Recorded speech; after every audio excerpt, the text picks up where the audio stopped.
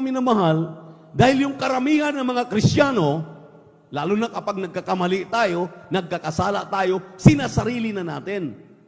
Wala na tayong lakas ng loob na magsalita, mag-express ng ating sarili, dahil nagkakamali tayo.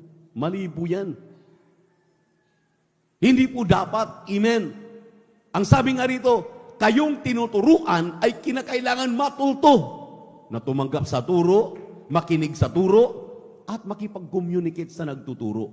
Ganon din, vice versa yan sa mga Kristiyano sa harap ng ating mahal na Panginoon. Palakpakan po natin ating Diyos na buhay.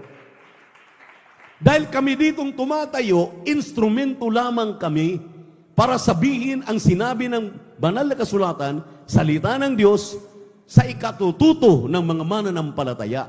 Ang atin po ditong huwes, ang atin pong judge dito, ang atin pong pinakamataas sa Supreme Court ay walang iba kundi ang ating mahal na Panginoon. Amen.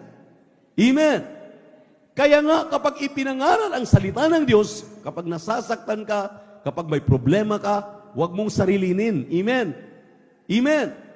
Kaya tingnan mo yung mga nagsasarili, kahit pinapalo na, kahit pinaalalahanan na, kung ano-ano nangyari, namamaga na yung mukha, namamaga na yung paa, talagang may naramdaman na sa internal